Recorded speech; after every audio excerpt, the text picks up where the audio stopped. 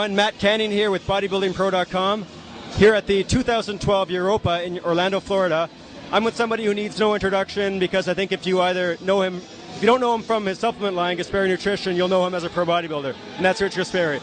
I have to say I'm personally motivated by Rich. Rich, we both are Italian, first generation. We both are about the same height. We both have a son and a daughter with the same name, and sometimes you want to inspire to somebody you think you can be like. And I'm not that naive. I didn't have a 700-pound squat when I was 17, and I'm not going to probably do a lot of the things you do, but you're still a very inspirational person to me. And your career, you were extremely successful. And I want to talk to you a little bit about that.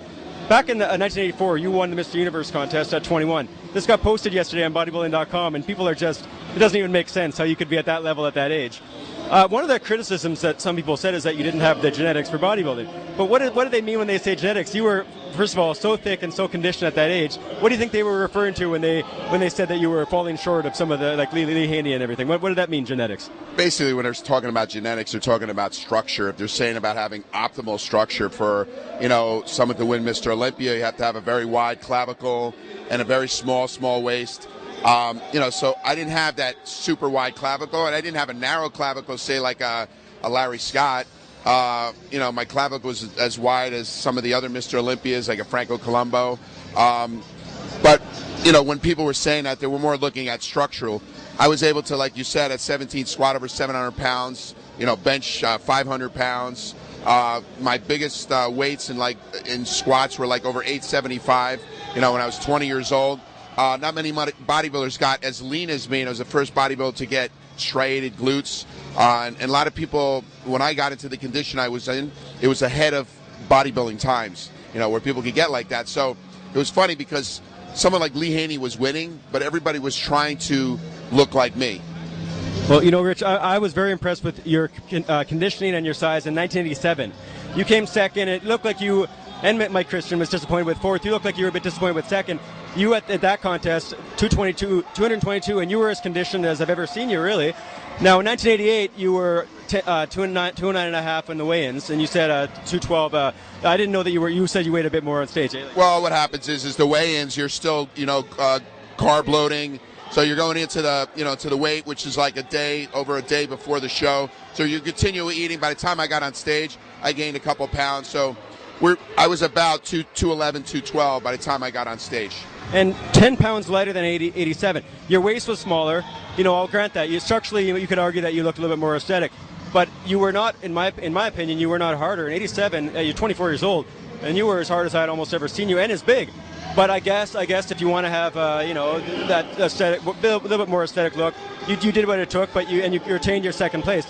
After that, in 1989, you won the Arnold Classic, but I guess that's when your streak of second place sort of stopped. Do you feel that the judging that they later were comparing you against previous versions of yourself? They were holding you to a standard that you had set for yourself and everybody else?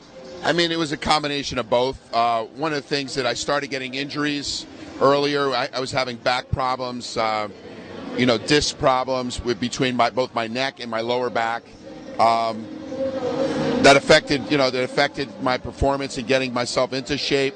I was the type of guy that consistently competed every year and never took a break. And I think it caused me to burn out a little bit. So yeah, I started placing lower, and I took a little break and tried to make a comeback. But mentally, I was just not as into it as I was, and then that's when I ended up changing careers.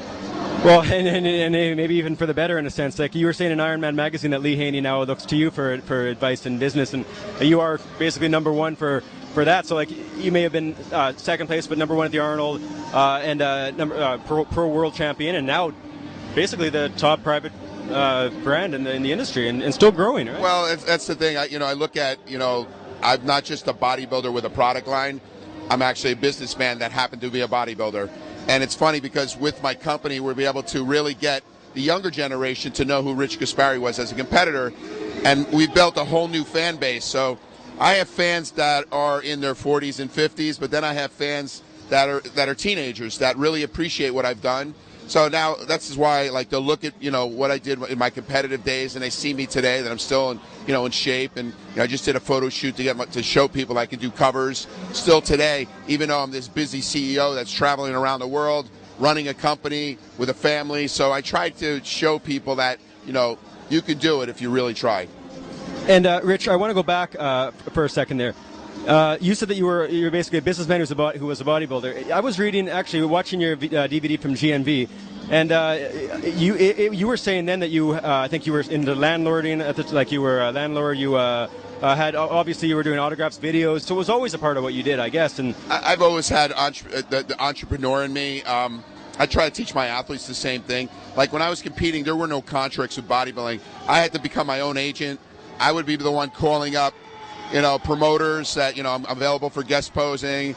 I would be going to Europe and doing like seminars throughout the country and, making money where I didn't have a contract from Joe Weider. Joe Weider, what he said to me is like, I'm giving you the tools by making you famous in my magazines. You take advantage of it. And that's the way I really feel that the newer bodybuilders or newer generation are missing out. They basically want to depend on getting this check and not doing any work. You really have to work. And I'm fortunate to have great athletes that do the work for me. But yeah, it's been a good ride for me where I took the attributes of being, the successful bodybuilder that was driven to be the best, and then took that and applied it to business. And felt that there's no limits in business. Unlike bodybuilding where they say I had genetic limitations, there is no limitations in business as long as you have the right people, and that's the thing about business. It's not all on your own. Having the right people work for you, the right plan, the right vision, the right brand strategies, all these things that we do, short-term and long-term goals that I do as a businessman, I can continue growing.